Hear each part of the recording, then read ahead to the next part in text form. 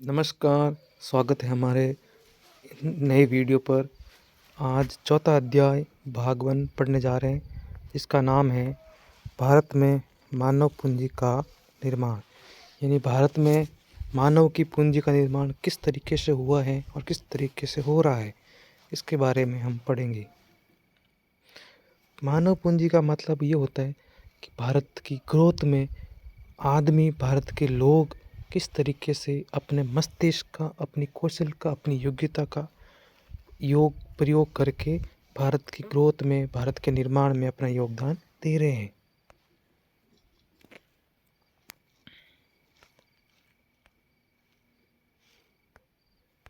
इस अध्याय को पढ़ने के बाद आप मानव संसाधन, मानव पूंजी निर्माण, मानव विकास की अवधारणाओं को समझ सकेंगे। मानव पूंजी में निवेश, आर्थिक समृद्धि, मानव विकास के परस्पर संबंधों को जानेंगे। शिक्षा और स्वास्थ्य पर सरकारी व्यय की आवश्यकता को समझ पाएंगे और भारत की शैक्षिक उपलब्धियों की जानकारी प्राप्त करेंगे। जब हम पूरा पाठ कर लेंगे, जितने भी 2-3 भाग होंगे, उसके बाद आप इन चीज़ों के बारे में जानकारी हासिल समझ में आ जाएगा आपको। ये चीज़ें कोट है, जैसे कि हम हर पाठ के शुरुआत में पढ़ते हैं और एनसीईआरटी में लिखा हुआ है, उसके अकॉर्डिंग हम कोट को भी पढ़ेंगे। अल्फ्रेड मार्शल का कोट है ये। शिक्षा पर निजी और सार्वजनिक निधि के व्यय की सार्थकता का मूल्यांकन केवल उनके प्रत्यक्ष परिणामों के माध्यम से नहीं हो। इसमें निवेश मात्र ही लोगों को उससे अधिक अवसर उपलब्ध कराने में पर्याप्त होगा, जितना वे स्वयं ही प्राप्त कर सकते थे।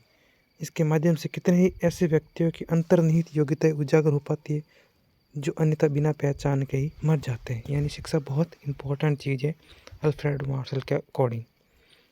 पाठ का परिचय। मानव जाति का विकास को बहुत अधिक प्रभावित करने वाले कारकों पर विचार करें। ये शायद मनुष्य के ज्ञान संग्रह करने की और उसका प्रसारण करने की क्षमता ही है। मानव जाति के विकास की बहुत अधिक प्रभावित करने वाले कारक है ना, जो मानव जाति को बहुत ज़्यादा प्रभावित करते हैं। तो इसका सबसे बड़ा कारक ज्ञान संग्रह और उसका प्रसारण करने की क्षमता है आदमियों के अंदर। एक तो संग्रह करने की और प्रसारण करने की क्षमता है। ये बहुत ही मानव को उनकी ये स्पेशल आइडेंटिटी है।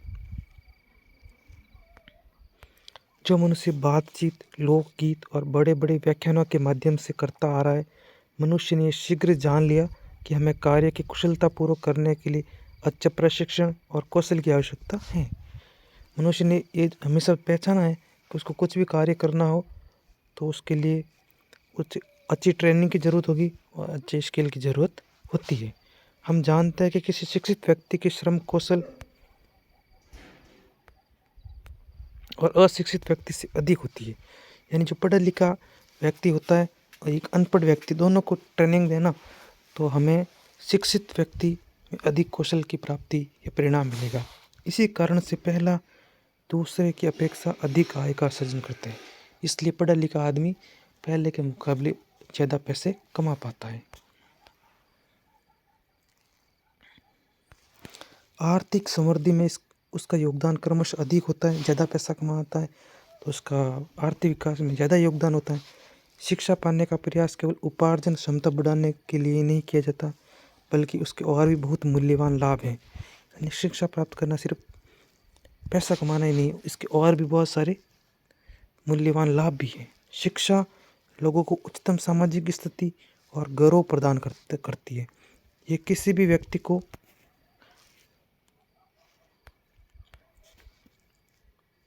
अपने जीवन के बेहतर विकल्पों का चयन कर पाने में योग्य बनाता है, व्यक्ति को समाज में चल रहे परिवर्तनों की बेहतर समझ प्रदान करता है और नव परिवर्तनों को बढ़ावा देता है।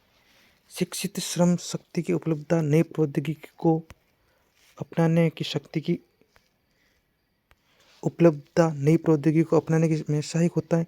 शिक्षा देश के अवसरों के विस्तार की आवश्यकता पर बल देते हैं, क्योंकि वो विकास प्रक्रिया को तेज करते हैं। यानी जिस देश में ज़्यादा पढ़े लिखे स्किल लोग होंगे, तो वो देश ज़्यादा नई टेक्नोलॉजी को पकड़ेगा, नई टेक्नोलॉजी बना पाएगा। अनपढ़ है तो टेक्नोलॉजी को समझ नहीं पाएंगे।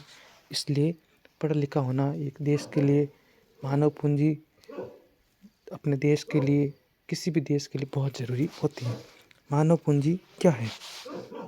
जिस प्रकार एक देश अपने भूमि जैसे भौतिक संसाधनों को कारखाना जैसी भौतिक पूंजी में परिवर्तित कर सकता है, उसी प्रकार वह अपने छात्र रूपी मानव संसाधन को अभियंता और डॉक्टर जैसी मानव पूंजी में भी परिवर्तन कर सकता है।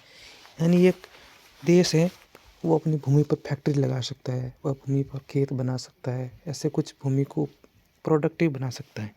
उसी प्रकार एक देश अपने लोगों को डॉक्टर बना सकता है, टीचर बना सकता है, इंजीनियर बना सकता है, मतलब कुछ भी प्रोडक्टिव चीज़ें बना सकता है। यही मानव पूंजी है। समाज को सबसे पहले पर्याप्त मात्रा में मानव पूंजी की जरूरत है, जो ऐसे योग्य व्यक्तियों के रूप में अधिक होती है जो पहले स्वयं प्रशिक्षित हो चुके हो और प्रोफेसर आदि के रूप में कार्य करने योग्य हो। यानी पहले भारत के लोगों को पढ़ाने के लिए, उनको स्किल्ड करने के लिए पहले टीचर्स की ज़रूरत होती है सबसे पहले। उसके बाद ये टीचर ही है जो बाकी लोगों को प्रशिक्षित और स्किल बना पाएंगे। सबसे पहले टीचर्स की नीड होती है, यानी प्रोफेसर की नीड होती है अच्छे से।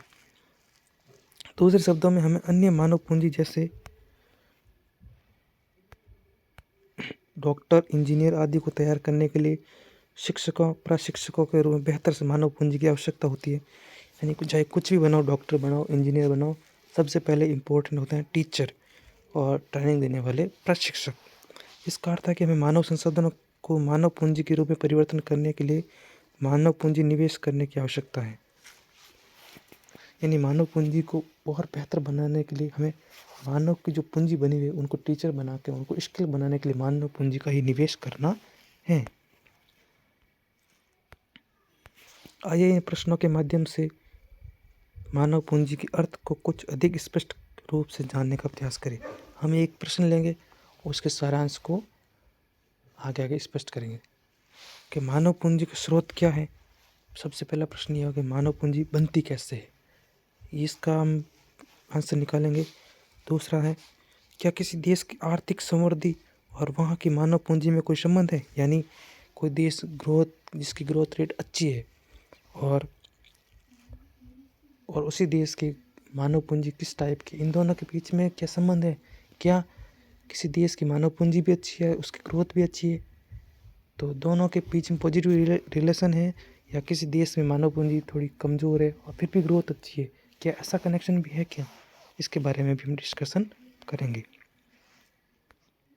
तीसरा, क्या मानव पूंजी के निर्माण का संबंध मनुष्य के सर्वांगीण विकास से है, जिसे आमतौर पर मानव विकास के रूप में जाना जाता है?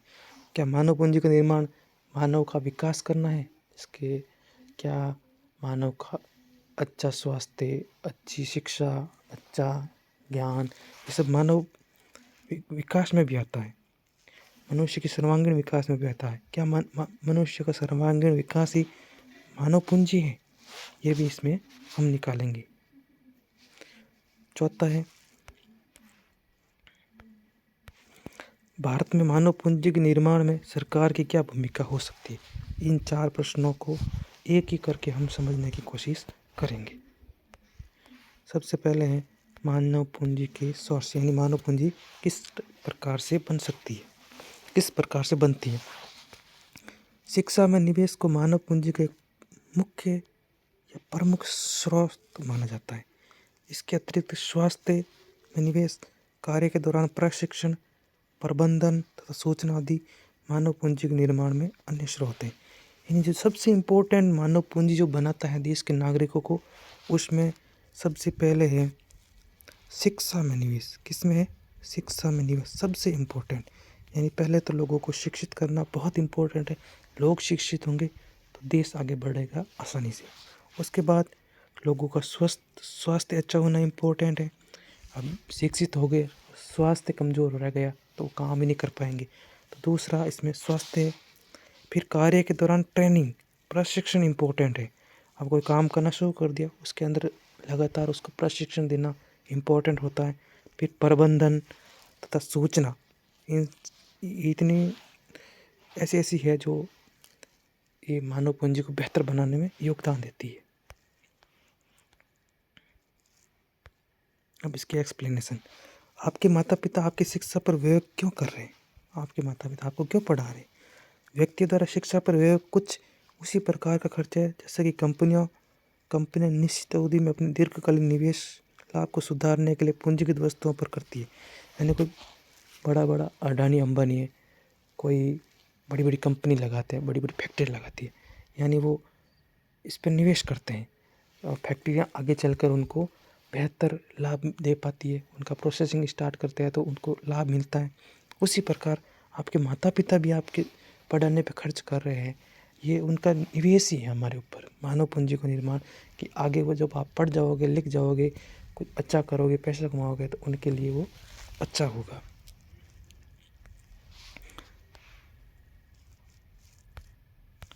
इसी प्रकार व्यक्ति अपने भविष्य की आय को बढ़ाने के लिए शिक्षा पर निवेश करता है। वही बात, शिक्षा की भांति स्वास्थ्य को भी किसी व्यक्ति के साथ साथ देश के विकास के लिए महत्वपूर्ण आगत माना जाता है।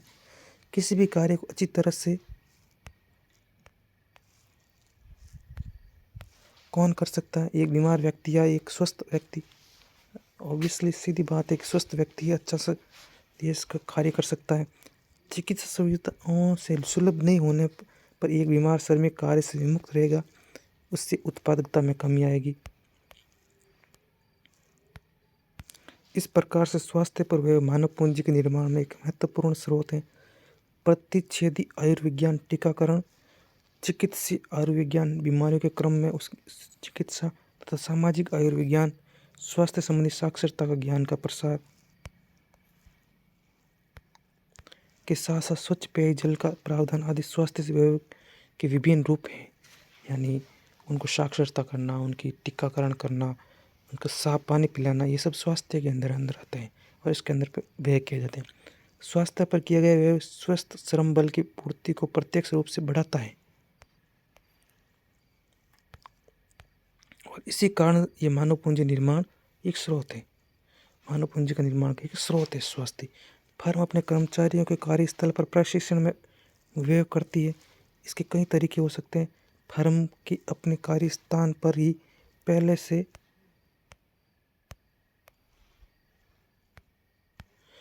से काम को जानने वाले कुशल कर्मचारियों को काम सिखा सकते हैं।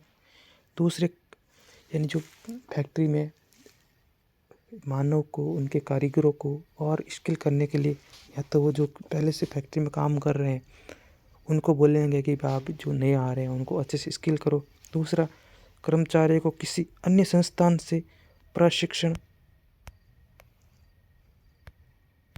के लिए भेजा जा सकता है, या तो ये तो फैक्ट्री से ही कुशल श्रमिक को पकड़ के बाकी को ट्रेनिंग किया जा सकता है, या किसी और फैक्ट्री में उनको भेजा जा सकता है। दोनों ही विधियों में फर्म अपने कर्मचारियों को प्रशिक्षण का कुछ व्यय करती है, ट्रेनिंग में कुछ पैसे खर्च करती है। इसी कारण से फर्म इस बात पर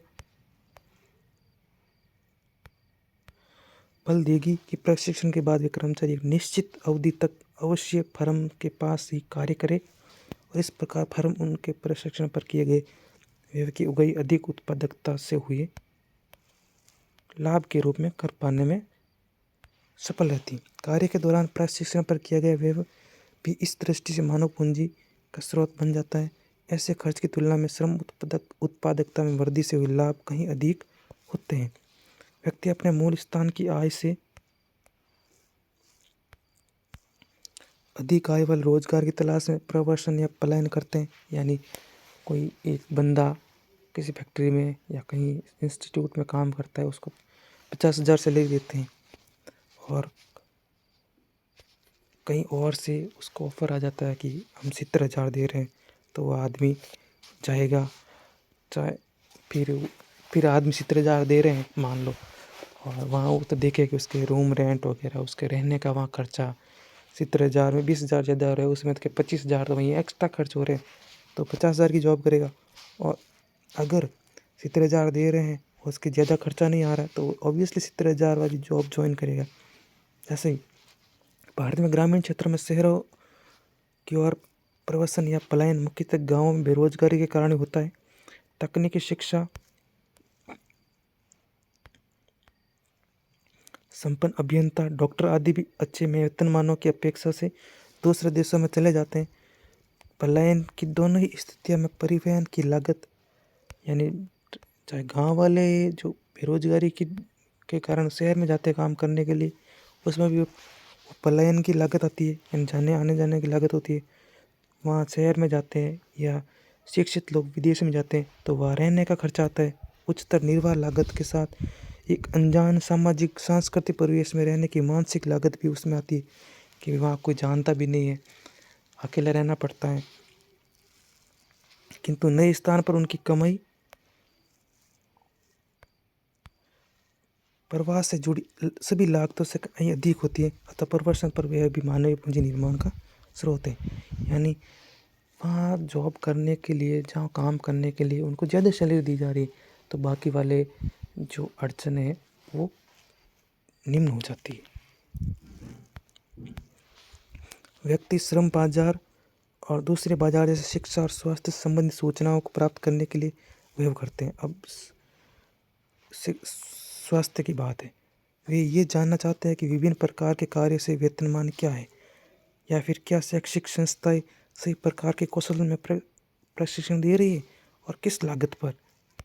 ये जानकारी मानव पूंजी में निवेश करने से प्राप्त मानव पूंजी के भंडार का सदुपयोग करने की दृष्टि से बहुत उपयोगी होती है। इसलिए श्रम बाजार और अन्य बाजारों के विषय में जानकारी प्राप्त करने पर किया गया व्यय भी मानव पूंजी निर्माण का स्रोत है। भौतिक पूंजी की अवधारणा के आधार पर भी मानव पूंजी के वैचारिक आधार की रचना की गई है। दोनों प्रकार की पूंजी के बीच कुछ समरूपता है तथा कुछ प्रभावशाली असमानता है। यानी मानव को सिर्फ एक जब पूंजी मानना और फैक्ट्रियों में किया गया, अपने इंफ्रास्ट्रक्चर में बनाया गया और इन पर किया गया निवेश, क्या दोनों समान है? और समान है तो कितने समान है, और कुछ अलग है तो कितने अलग है, ये हम अगले नेक्स्ट वीडियो में पढ़ेंगे। तब तक के लिए धन्यवाद। वीडियो अच्छा लगे तो लाइक करना, सब्सक्राइब करना और कमेंट में कुछ आपको कहना हो तो ज़रूर बताना मुझे।